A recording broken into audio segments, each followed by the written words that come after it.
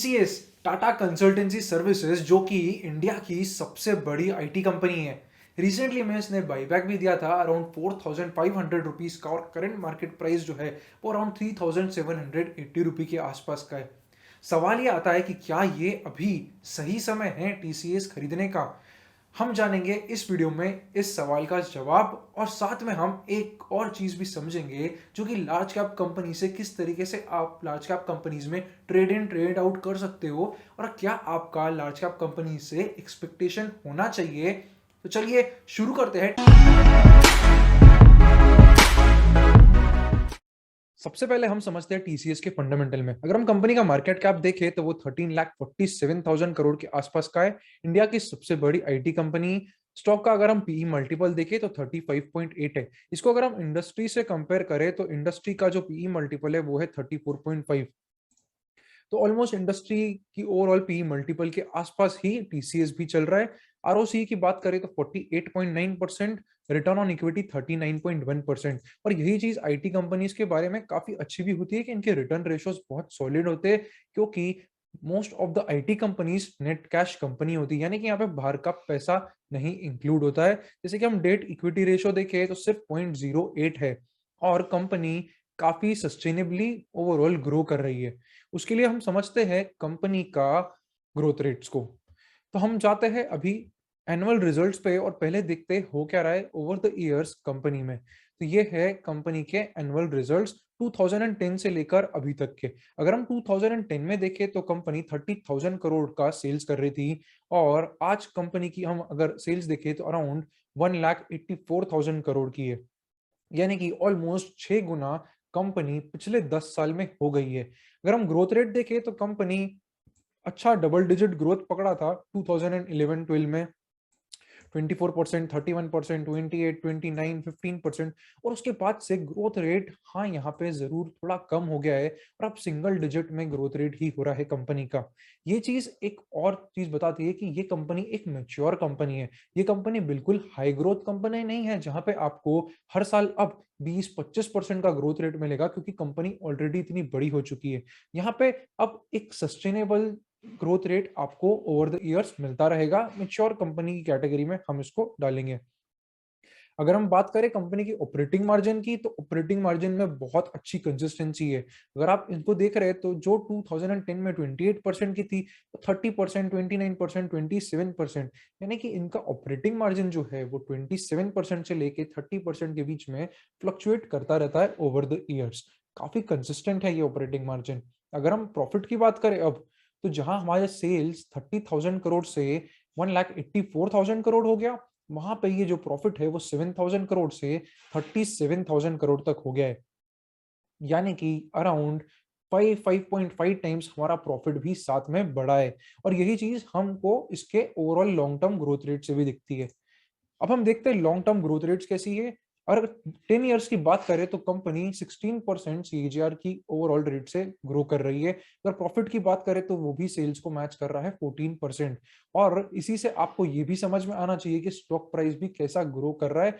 Over 10 year stock price ने 21% का CAGR return दिया है, और ये इनकी ग्रोथ रेट्स के आसपास का ही है। इससे एक चीज हमें और समझ में आती है कि ओवर द पीरियड जो स्टॉक का प्राइस है वो प्रॉफिट ग्रोथ को कैचअप कर ही लेता है ओवर लॉन्ग टर्म। अगर हम पिछले 3 साल की बात करें तो सेल्स 10% सीएजीआर से ग्रो हो रहा है, प्रॉफिट 9% सीएजीआर से, और स्टॉक प्राइस में एकदम तेजी मिली है 24% की। क्यों, उसका रीजन भी मैं आपको बताता हूँ। ये एकदम प्राइस शूटअप क्यों हुआ, क्योंकि यहाँ पे सारी आईटी कंपनीज का काफी री रेटिंग हुआ। हम चलिए अब देखते हैं स्टॉक का वैल्यूएशन कैसे हो रहा है ओवर द इयर्स। तो हम स्टॉक का पी रेशियो देखेंगे, मैक्सिमम लिमिट, और ये आपको 2007 से स्टॉक का पी मल्टीपल दिख रहा है, जहां पे स्टॉक का पी 25, 26 इसके आसपास ही कहीं ना कहीं चलता रहता था। और हमें यहाँ पे है अभी 2020 कोरोना वायरस में दिखा कि ये जो पी मल्टीपल है ये सडनली एक्सपांड हो गया। जो 2025 के बीच में 10 साल तक चीजें चल रही थी वो सडनली 30 के पार चले गई, और इसीलिए ये स्टॉक प्राइस एकदम से तेजी पकड़ ली है। इसी को ही वैल्यूएशन री रेटिंग बोलते हैं, जहां पर वैल्यूएशन का जो रेंज है वो सडनली उसके हिस्टोरिकल रेंज से एकदम आगे निकल जाता है, क्योंकि यहाँ पे ग्रोथ रेट रिवाइवल और कोरोना वायरस के कारण काफी चीजें डिजिटल की तरफ मूव हुई थी। एक नई ग्रोथ का ओवरऑल यहाँ पे स्कोप मिला था। अब हम देखते हैं लेटेस्ट क्वार्टर में क्या हो रहा है कंपनी में। लेटेस्ट क्वार्टर के रिजल्ट बात करें अगर हम दिसंबर क्वार्टर की, तो यहाँ पे year on year sales growth बहुत अच्छी आई है। अराउंड 16% का सेल्स ग्रोथ यहाँ देखने को मिला, जो कि बहुत अच्छी है एक टीसीएस जितनी मेच्योर कंपनी के लिए, और इसीलिए भी वैल्यूएशन हमको यहाँ हिस्टोरिकल से ज्यादा दिखने लगा है अभी। और हम अगर नेट प्रॉफिट की बात करें, तो यहाँ पे नेट प्रॉफिट जो हमारा दिसंबर 2020 में था वो था 8,700 करोड़ का, और दिसंबर 21 में अब ये 9,769 करोड़ के आसपास का है। तो हमको यहाँ पे भी 12-13% का ओवरऑल प्रॉफिट में ग्रोथ दिख रहा है। यहाँ पे एक चीज मैं आपको और बताना चाहूंगा, वो है 2019 से 2021 में क्या हुआ। अब अगर आप 2019-2021 देखेंगे, तो यहाँ पे कंपनी का ओवरऑल प्रॉफिट बहुत ही फ्लैट रहा। प्रॉफिट में कुछ खास इंप्रूवमेंट नहीं आया, और इसी कारण हमको इस पीरियड में स्टॉक प्राइस भी थोड़ा ऐसा ही मूवमेंट करता हुआ दिखा, जो हम टेक्निकल सेशन में भी अभी डिस्कस करेंगे। और उसके बाद सडनली प्रॉफिट में एक्सप्लोजन हुआ। एक आखिरी चीज जो आपको हमेशा नोट करनी है, वो है कैश फ्लो फ्रॉम ऑपरेशंस। अगर हम कंपनी का कैश फ्लो देखें, तो वो भी सेल्स प्रॉफिट के साथ साथ ही चल रहे हैं। 7,000 करोड़ के आसपास का ये कैश फ्लो फ्रॉम ऑपरेशंस अभी 38,000 के आसपास है। हर साल company net positive cash flow from operations he provide कर रही है एज एन एंड आउटपुट। तो कंपनी फंडामेंटली काफी स्ट्रांग है, एक मेच्योर कंपनी, अच्छी ओवरऑल ग्रोथ रेट पे बढ़ रही है। और हम उसको अगर दूसरे कंपनी से कंपेयर करें, तो टीसीएस नंबर 1 आईटी कंपनी, उसके बाद इंफोसिस, विप्रो, अगर हम सेल्स ग्रोथ रेट देखें, तो सारी कंपनी की सेल्स ग्रोथ ही बहुत अच्छी चल रही है अभी। और प्रॉफिट ग्रोथ भी कंपनी ने अच्छा दिया है 12% का, जो कि काफी सारी दूसरी कंपनी जैसे कि इंफोसिस हो गई, विप्रो हो गई, एचसीएल टेक हो गई, इन कंपनी से अच्छा है। तो इसलिए मुझे लगता है कि इसमें फंडामेंटली तो कोई भी प्रॉब्लम नहीं है। अब हम समझते हैं टेक्निकल पैटर्न्स और टेक्निकल ट्रेंड कैसी है टीसीएस की। अभी ये जो आपकी स्क्रीन पर है, ये है टीसीएस का वीकली चार्ट। हम वीकली चार्ट में समझते हैं कि क्या हो रहा है स्टॉक में पिछले 3-4 सालों में। अगर हम देखें, तो अक्टूबर 2018 में स्टॉक अराउंड 2,238 रुपीस के आसपास का था। इसके बाद अगर हम देखें, तो स्टॉक ने अराउंड 2020 तक, जुलाई 2020 तक कोई भी ऐसा खास रिटर्न नहीं दिया था। स्टॉक एक ओवरऑल साइडवेज मोमेंटम में चल रहा था, जहां पे हमें मल्टीपल रिजेक्शंस दिखे इस top level of trend line से। यहाँ पे हमको एक रिजेक्शन दिखा, यहाँ पे हमको फिर एक रिजेक्शन दिखा, यहाँ पे हमने फिर एक रिजेक्शन देखा, यहाँ पे अगेन एक रिजेक्शन आया। सो अराउंड 3 से 4 बार इस पर्टिकुलर ट्रेंड लाइन से हमको रिजेक्शन देखने को मिला। That makes this trend line a very important trend line. And अगर स्टॉक इसके ऊपर ब्रेकआउट होता फिर, तो बहुत ही अच्छा रिटर्न दे सकता था। और ऐसा ही कुछ हमने यहाँ पे भी देखा कि स्टॉक ने जो फाइनल ब्रेकआउट है वो यहाँ पे लिया इस पर्टिकुलर कैंडल में, and this was around 7 September week of 2020। Stock ने यहाँ पे ब्रेक दिया, यहाँ पे हमको कंटिन्यूस एक अच्छा अक्यूमुलेशन देखने को मिला वॉल्यूम्स में, और उसके बाद स्टॉक ने अराउंड इस पर्टिकुलर ब्रेकआउट से 23% तक का मूव दिया।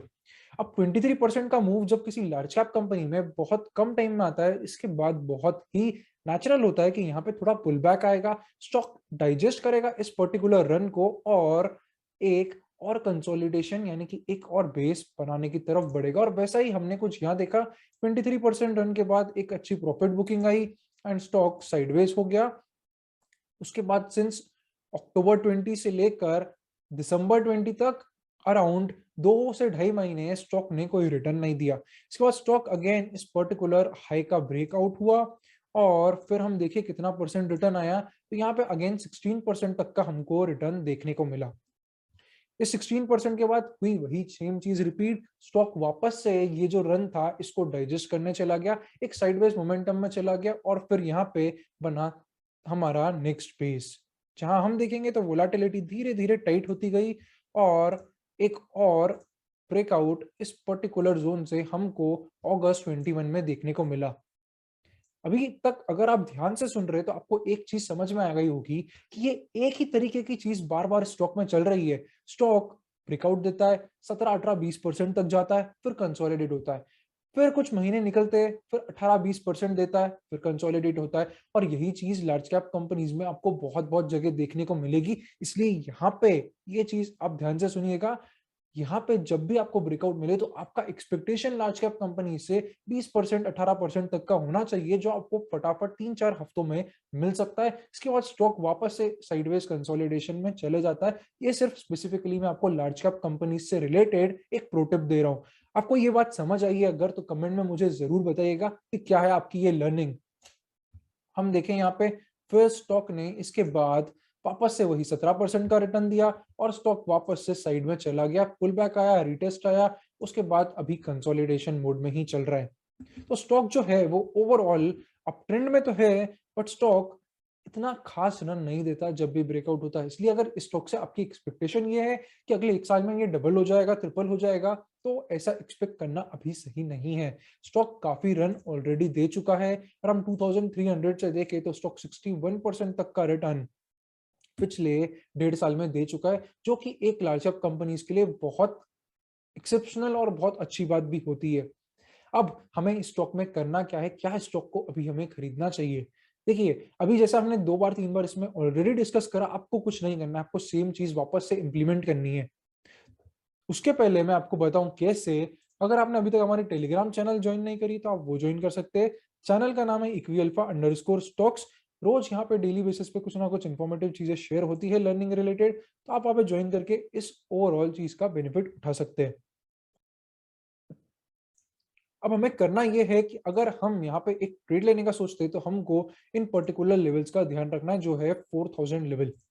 अगर स्टॉक ये पर्टिकुलर 4000 लेवल के ऊपर जाता है, वहां पे आपको वापस से एक 17 से 20% तक का रिटर्न इजीली मिल जाएगा एक छोटे टाइम में।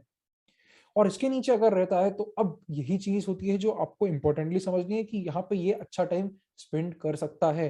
कभी 3 महीने, कभी 4 महीने, कभी 8 महीने, कभी साल भर भी लग सकते हैं। इसलिए लार्ज कैप कंपनीज में आपको इस चीज का ध्यान रखना है। आप ज्यादा पुल बैक की तरफ मत लीजिए, ज्यादा सपोर्ट्स की तरफ मत लीजिए। और अगर ले रहे हैं then you need to be very sure कि आप वहां पे साल 2 साल के लिए ओवरऑल स्टक नहीं हो जाए। अगर हम बात करें करेंटली तो स्टॉक यहाँ से रिजेक्ट हुआ है। ओवरऑल आईटी सेक्टर की बात करें तो वहां पे भी लगभग हर लार्ज कैप कंपनी में हेवी सेलिंग आई है। अगर हम स्टॉक की बात करें तो इसका अगला सपोर्ट जोन जो होगा, एक मेजर सपोर्ट, वो होगा 3400 लेवल का। तो अगर आपको मिड टर्म या आपका होल्डिंग पीरियड अच्छा है तो ये एक ऐसा लेवल रहेगा 3400 का, जहां आप छोटी छोटी क्वांटिटी में अक्यूमुलेट कर सकते हैं। और अगर आप एक स्विंग ट्रेडर है तो आपको यहाँ पे इस स्टॉक का ब्रेकआउट का वेट करना चाहिए। आप 17-18% लीजिए और बाहर हो जाइए, फिर वापस स्टॉक साइडवेज करेगा, फिर वापस जब ब्रेकआउट देगा फिर 17-18% लीजिए। इसी तरीके से लार्ज कैप कंपनीज में अच्छे अच्छे मौके आते जाते एक कंपेरेटिवली सेव मनी कमाने का।